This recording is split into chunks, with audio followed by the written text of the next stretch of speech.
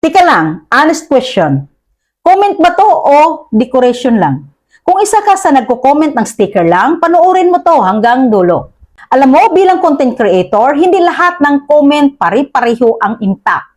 May comment na nakakatulong, may comment na nakakapaglago ng community, at mayroon ding pang-attendance lang.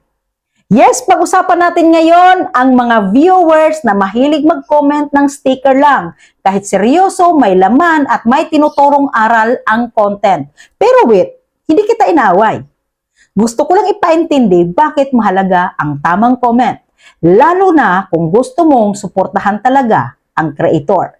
Una, bakit may nagko-comment ng sticker lang? Una sa lahat, intindihin muna natin sila. May tatlong dahilan kadalasan. Una, gusto lang magparamdam. Hello, andito ako, present. Pangalawa, walang oras mag-isip ng sasabihin. At pangatlo, hindi talaga pinanood ang buong content mo. At ito ang masakit na part. Kapag sticker lang ang comment, madalas ibig sabihin nun, hindi pumasok ang mensahe. Pangalawa, ano ang epekto nito sa content creator? Ito ang hindi alam ng karamihan. Hindi lang comment ang tinitingnan ng algorithm. Tinitingnan niya kung may sense ang engagement. Kaya, mas powerful ang tanong, mas malakas ang opinion, mas valuable ang reaction na may context.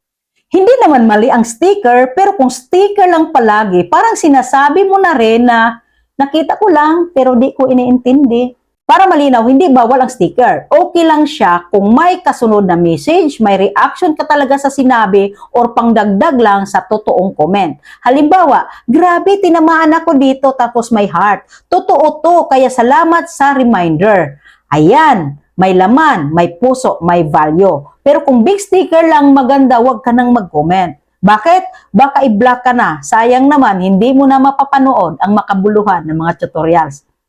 So ito ang tanong ko sa iyo, kung ikaw ang creator, nag-effort ka mag-isip, nag-record ka, nag-edit ka, nagbahagi ka ng experience, sticker lang ba ang gusto mong ibalik?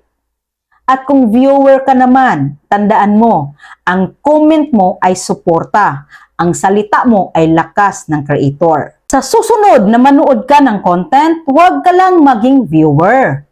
Maging engaged viewer, supportive commenter, part ng community.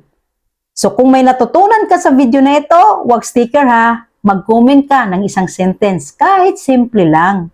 Kasi minsan, ang isang tamang comment lang, sapat na para magpatuloy ang isang content creator. Paki-like, follow, and share na rin para maraming makakaalam nito.